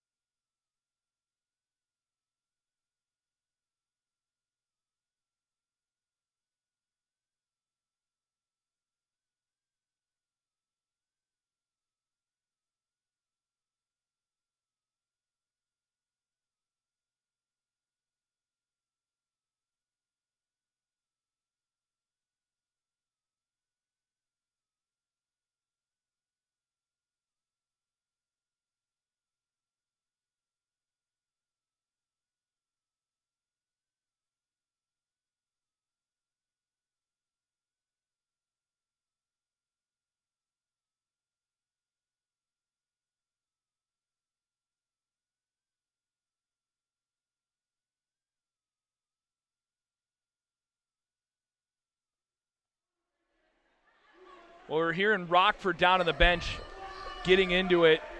You gotta bring everything you have. That's the only thing I caught out of that. It is 9-1 Pioneer at the half, and I you know what? I think even probably Pioneer, the kids and the coaches are stunned. Their fans, I'm sure, are stunned, and Rockford certainly as well. Yeah, I think these next couple minutes are going to be indicative of what the rest of the game is going to look like. Yes, Pioneer is up by 8 goals, but if Rockford comes out here with some intensity and kind of surprises Pioneer back, I think they have a chance to get back in the game. It's not completely over yet just because of the amount of time left, but you know, a tough task at hand for Rockford here. I have once seen a 9-goal comeback at a state tournament game. Not in the consolation bracket either. I've seen it one time at half. It took a lot. Game went to overtime. The team that came back ended up losing the contest, but I have seen, it's not out of the realm. Sure. But they got to be, the one thing for Rockford is as much as they need to score, they got to be excellent defensively here in this half. Especially in transition. Pioneer's really just been getting up on the counter and just taking advantage of those opportunities and really just shooting it very well, too. You can't allow more than 1 or 2 more goals at this point in the game. It's very hard to beat a team that scores more than 10 goals. I know with the rule changes, there's been a little bit more scoring, but I still think that's pretty true. Great defense out there by Will Cheney to draw the ball under. Yeah, a bit of a quieter game for both Cheneys, I think, right now. I'd like to see Nate Cheney in center there passing it out. Here's Stevens, the shot, scores! Ripped it off a couple of bars and it pinballed its way in. Rockford on the board for the second time. It's 9-2 Pioneer. That's a really, really, really great possession by Rockford. You know, getting it into Nate Cheney, getting it inside like they have been, but wisely he kicks it back out to Logan Stevens, who I think double barred in that shot. Yeah, it hit a couple. It hit the near side bar and the far bar that time. It was a great kick out pass that time by Nate Cheney. Pioneer up top, and if you're Pioneer, you can't get complacent with this lead. You have to be trying to extend it every time down the pool. Rockford bench with the crowd cheering defense. And this is a 7-goal margin, but those can shrink really fast with good polo, and this is a good start to the half here. Wyatt Cliff on that steal and that good one-on-one defense on the perimeter. Wyatt Cliff with 80 steals coming into the state tournament. Up the pool. Oh, Rockford's got a break, and they just missed it on the ordinary foul down there. Here's a shot by Chino, knocked aside by Ruel.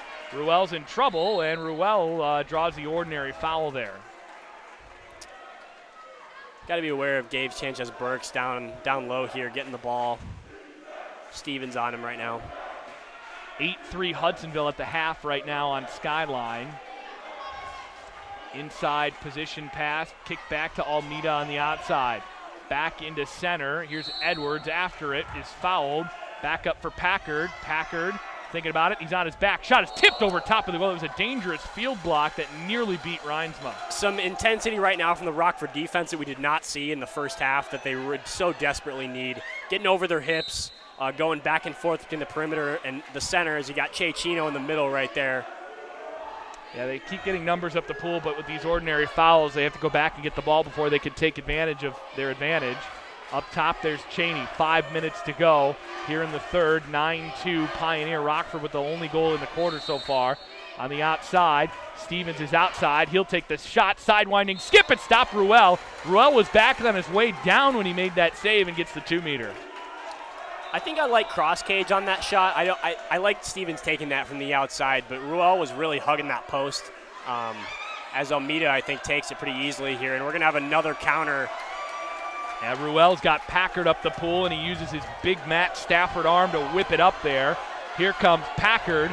Packard's got a break, got a man with inside water as well. Packard turns, shoots it, a good save. Reinsma on the rebound. Pioneers after it, and an exclusion in the middle here on Christian Wagon. Now Pioneer. They'll break this one backwards. DeBona back to Sanchez-Burks.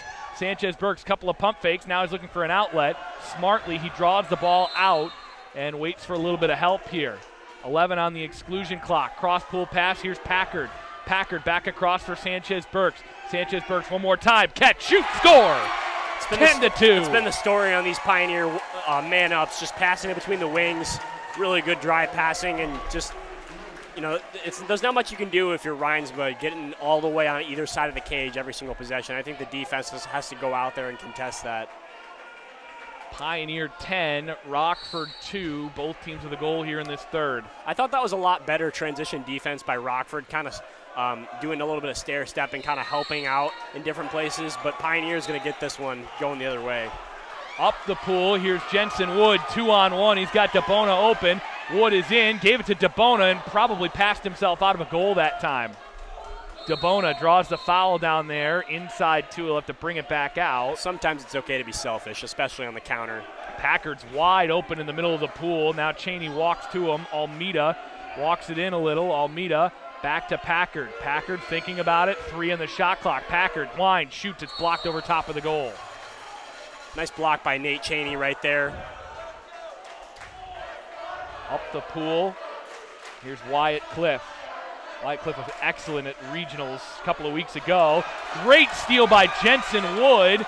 Wood's on a breakaway. Wood to make it 11-2. He's in, he shoots and scores. In mid-stroke, took the shot. 11-2, Pioneer with 3:31 to go in the third. I think Reinsma expected him to stop and pump fake, but with the defender coming up behind him, I like the continued motion and just shooting off the stroke. It's a really hard shot to block. At the halfway point of the third, and Rockford is a little further away from where they started from the half. A couple offensive opportunities being converted, though. I think it's encouraging just when the ball starts to go in the goal. Nice pass to center. Cliff tried to kick it to himself, but he kicked it away from himself inadvertently, and it's going to be Pioneer's ball. They've got an opportunity for a counter as Ruel looks up the pool. He thought about it. I think instead just going to go slowly this time. And I really don't think that Pioneer is necessarily much faster than Rockford in terms of swimming. I think Pioneer's doing a really good job of reading and being aware and getting over their hips in transition. Across the pool to Jensen Wood. Wood is fouled out there in the corner, and going to be an offensive foul here. That one on Alex Farmer in the middle on the drive. Oh, I thought that was related to the popping, but I think you're right. I think that was in the middle of the pool. You could be right. I could be an idiot about that one. Packard on defense fouls Wagon way outside. Wagon can shoot from there. He does. Takes the shot, the save by Ruel. Packard going a little bit forward there on that one. Yeah, Packard was close. He did that in the first game too. Didn't get nailed for it. Up the pool on the pass. Here's Packard. Got inside position on Wagon. Wagon rolls underneath him, and Wagon's got another exclusion. That's 2 on Wagon, I believe. Up top, Almeida. And Don Packard picks up his timeout horn. I think he was thinking about it. Now he's going to hold on to it. Looking across on the pass. Chechino coming in for Wagon in the corner. Pioneer again, just passing between the wings. I think you have to go out and press. Up top, Almeida. Almeida, he's got Edwards with room. The pass is a 50-50 ball. Nice takeaway that time by Stevens. And it's Rockford's ball. They kill it off. Yeah, and I mean, on that kick out on Wagon, I think he did a really good job getting back in front of Packard. The problem was that his hand by Packard. Packard throws it away. Rockford Stevens got a shot to the goal line. Never went home.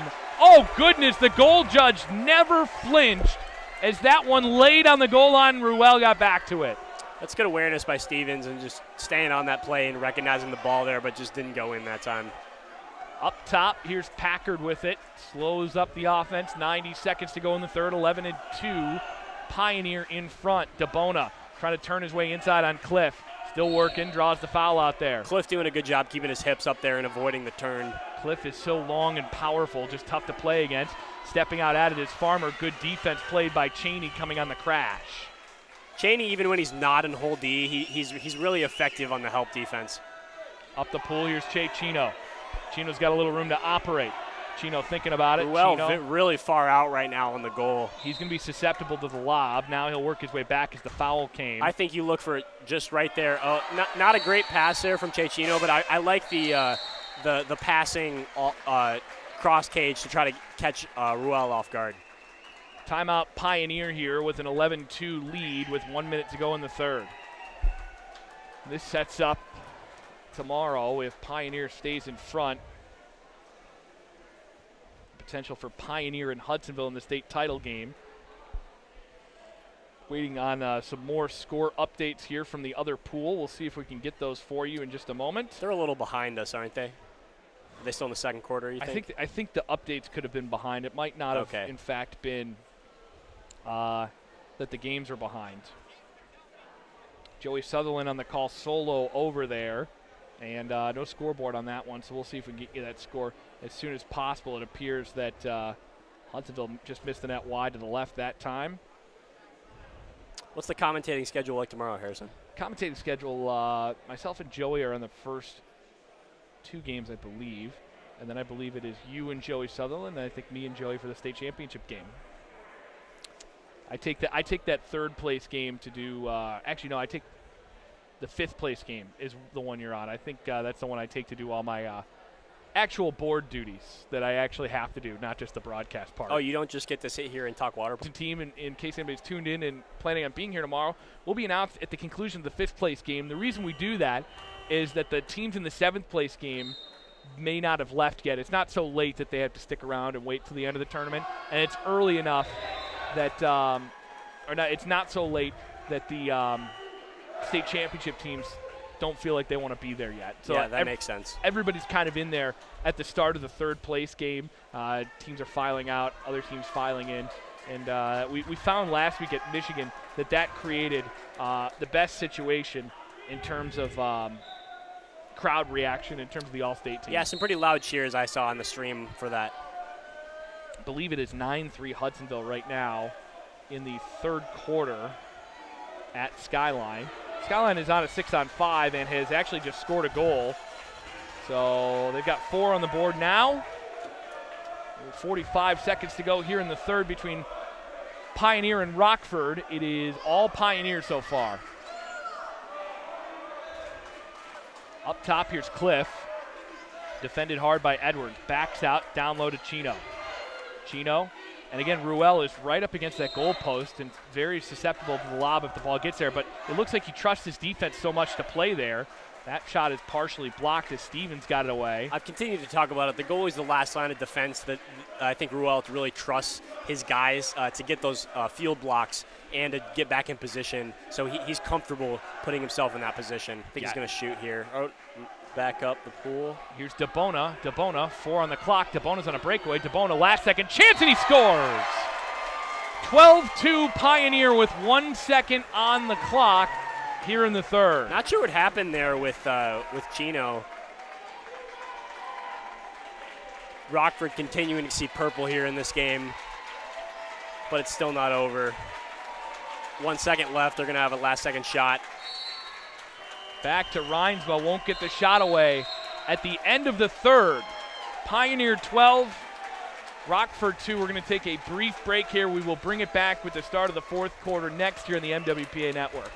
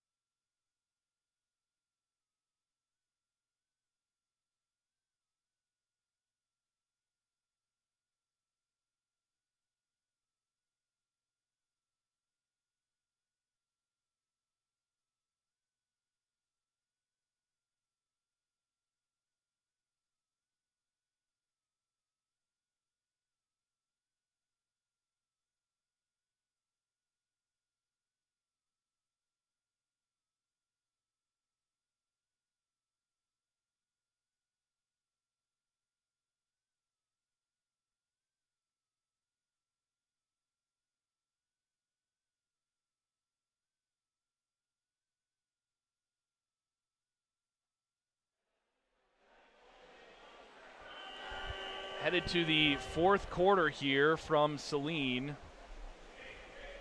And we will have shortened quarters here in the state semifinal, and I don't know that Rockford has ever been on the other end of this. I can't imagine a time they have. So now they've got only 5 minutes to try and tally 10 times. 12-2 Pioneer. They elect to go Reinsma back in the field, actually, in this quarter. It looks like Ben Seymour is back in the goal. Actually, some personnel changes, it looks like, for Rockford. Getting some more guys in the water here. They will, if things shake out the way they will, or the way they look right now, they are set to play potentially Skyline in the third place game tomorrow at Ann Arbor Skyline, unless we see some insanity in the next 4 minutes and 50 seconds here, and at the other pool as well. Nate Cheney with a nice drive down low. Thrown into center. Backhand shot tattooing the crossbar down there is Nate Cheney. Cheney is, I think, all day been Rockford's best player. Yeah, I agree with you, especially defensively like we talked about in that Huron game, but he's had some nice looks and from the outside. Again, Pioneer down with numbers. Good ball under there on defense by Stevens from behind. I know we make a lot about Matt Ruel's arm. The kid has a rocket launcher. I mean, that was almost no effort and went the length of the pool. Yeah, that was, pretty much you're aiming for the shot clock on the other end at this point. Here's a backhand shot from up high that time, and they're getting a couple of good backhands off from strange position. That was Reinsma, but that time it's a stop for Ruel, who throws it over the top. He's got DeBona in counter. I think Craig Peterman just trying to get Reinsma some offensive opportunities, putting it back in the field too. Up top, Packard, far side, Edwards.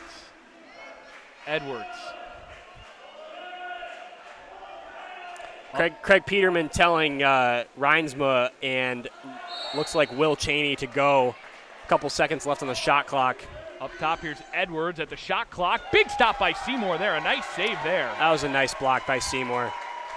It kind of was right in on the hands, right in the chest area. Those can be tough. Those can handcuff you, but he was able to knock it down cleanly. He gathered that really well, too, and kept it in front of him. Stevens, step back move, shot, big stop, Ruel, and then he lunges towards the lane line to prevent the 2-meter. And that's a good shot by Stevens, but we talked a little bit about it earlier today. I'd really like to see more centers, especially on that post, go for the cross-cage shot there. I know it's tough, but if you can get your body position right, it's just so much harder for the goalie to block. Well, that's what Sanchez Burks did in that first game on his first goal, and we talked a lot about it. Here's Packard in center, swarmed there by a couple of Rams, taken away by Rockford. And I think that's partially why GSB is so effective in the middle, is because he can really go to either side of the goal no matter where he is. He hasn't had to do so much in this game. He's gotten a lot of help in this game. No, yeah, I agree. And, he was really great earlier in that Jenison game. But one thing I like about Pioneers, they don't rely on him too much offensively. They have just so many guys and so many weapons. Almeida with a great shot earlier in the game and great help defense there as Ruel gets the ball. Yep, Almeida kind of blocked that shot with his body. He just came in and put his body right where the follow through was going to be and knocks it away. Ruel up the near side of the pool. Here to Sanchez Burks. Up the pool, here's DeBona. DeBona taken away from him by Cheney. The Cheney brothers, actually, rather. Both Will and Nate converging on that. 2 minutes, 10 to go here in the fourth. Right side, working it down. Stevens is fouled out there. Reinsma, the pass hit him in the head. Going to be an exclusion in the center, that time on Edwards. Rockford really trying for that layout. Timeout, Rockford looking to take that opportunity on the man up. And put Che Chino back in. It'll be just a setup timeout. 10-4 Hudsonville leading Skyline into the third. So we are in a position right now where things are starting to look like Pioneer Hudsonville for all the marbles tomorrow, and Rockford Skyline for third place. And of course, the teams last week at regionals were playing to be on the opposite side of the bracket from Hudsonville, and Pioneer winning both the district and regional championship games against a very good Skyline team. And a 5-meter, great play down there by Wyatt Cliff as he got Sanchez Burks on his back. I really like the off-ball movement from the entire Rockford offense. Everyone kind of moved and shifted off the ball. Immediately, though, recognizing that that's where the ball needed to go, and the 5-meter happens. Looks like Reinsma is going to take this one. Reinsma will take it. Wagon is out of the water right now for Rockford. Taking a break. There's a shot. Big stop, Ruel on the 5-meter. And we talked about that Pioneer was going to need a big game out of Matt Ruel. He has been a revelation here in this one. As Pioneer empties the bench here with 1:50 left. They will empty the bench, get some new guys in. All smiles there from the team in purple and Don Packard's crew as they smell a chance for another state title. Trying to play for their 13th and tie Rockford for the most all time. Pioneer finished third last year, correct? Pioneer finished third, you are correct. Just improving on their performance from last year. The worst they can do now is second. So Pioneer 12-5-2 against state tournament teams this season. It's amazing that they've lost that many against state tournament teams. They lost 3 games to out-of-state teams as well. I believe they played Hudsonville, if not once, twice. They played Skyline probably 5 or 6 times, and they won the last 2, but the first few went the way of Skyline. Were those Hudsonville games against Pioneer, were those pretty close? I was mostly on the girls' side this year, so not as many. One went to a shootout, and the other one I believe was like 6-2. Okay. So one of them was very close, and when I talked to Josh Aaron about it after, the head coach for Hudsonville, he said, our guys have not been behind in a game in their careers in high school, ever. And they were behind in that game and had to come back. So that was a good test for them. Now, they've only had one of those, so there's no telling if they'll have to face that tomorrow or not. Yeah, it's interesting, on Michigan State, we had a big class of Hudsonville guys come in that are now sophomores coming in, going to be juniors because of that freshman season being taken away by COVID. They really hadn't been challenged that too much those last couple years. Hudsonville dominance, losing in the state title game to Okemos their junior year, and then I think going undefeated their senior year. But they were really ready for some competition coming into Michigan State, not only from other teams, but just in practice with so many talented guys to play against. Ian Wurst, one of them? Yes. Chandler? Ian Wurst, Chandler Jones. Chandler Jones, a great kid. Wesley Obetz, Patrick Tutt, who's I think nobody talks about and should. Trying to think. Nate Chalmers, who's younger, so he's a freshman. Love Nate Chalmers. He was a freshman, yeah. Very good player. Great arm on him. He's almost got like a baseball throw. I thought last year at the state tournament he might have been Hudsonville's best player, actually. I actually recently rewatched that state tournament game just in anticipation of commentating, and I actually completely agree with you. They set this one to Rockford. Both teams have gone to their benches here. Up top, Chino is up there. Chino defended by Jackson Wilmer. Long shot by Chino. Fought off that time by Matt Kugler, who's in goal now for Pioneer. He was a player of the week early in the season, actually. Oh, yeah? Yeah, he got in and played a little bit as Ruel took a little time off or needed a little time off in an early season tournament. And Don Packard said Matt Kugler was outstanding. It's great having a goalie that you can put it in trust, even just for a couple minutes. Maybe, something weird happens and the goalie needs to come out, whether it's an injury or what. Having someone you can rely on the second line is just so important, not only in the field but in goal as well. Chino from distance, and Shea Chino is on the board here. It's 12-3 Pioneer with 44 seconds to go. Shea Chino with 2 of Rockford's goals, I believe. I think he had his first one from the weak side. Going back to that skip shot that I think he's really been trying to force down Ruel's throat, but it's going to go in that time. Jensen Wood coming out of the pool, and I love it. Luke Packard going right to Matt Kugler and saying, hey, it's all right, 44 seconds to go. Just keep it calm. In fact, Matt Kugler won a start against Birmingham Groves, a state tournament team, earlier this year on the road. Oh, wow. We saw photos from that game, and I looked in the goal, and it was Matt Kugler in there and won the start. There you go. So it's not like he is short on good experience this season. Yeah, definitely, especially going forward in the future, too, with Ruel being a senior. That's going to be important in the future. Kugler will toss it out, and Pioneer beginning to play keep away here as Kugler and Francis Rodrigue play catch up the right side of the pool. 22 seconds on the game clock. Rodrigue is tied up now out here by Rockford. Foul out there, 4 on the shot clock. Rodrigue pops it, and he will rip this one into the corner. Actually, that's going to go out of play, and it nearly hits the goal judge. 12 seconds on the game clock as Seymour will pop it. The clock rolls. Ann Arbor Pioneer with an incredible effort here in the state semifinals with 7 on the clock. Rockford just trying to get one more in at the horn. Rockford from distance, a long shot's over top of the goal. It won't spoil the celebration. The Pioneers roll that wagon along to the state championship game. They'll face Hudsonville tomorrow night at Skyline. An incredible effort from Pioneer. Congratulations to Rockford on a top 4 state tournament finish. They will play for 3rd place tomorrow. Both teams improving on their position from last year as well, with Rockford, I believe, getting 7th last year. Rockford 7th, so they're back in the top 4. And you're right, Pioneer was 3rd, and they're in the state championship.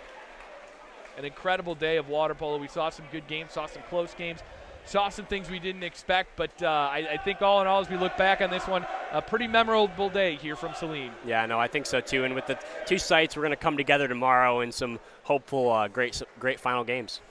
For my partner, Zach Sneathen, this has been Harrison Watt here on the Michigan Water Polo Network. We will talk to everybody tomorrow at 10 a.m. The 7th place game is next on the MWPA Network. Until then, have a great night, everybody, and thank you for tuning in.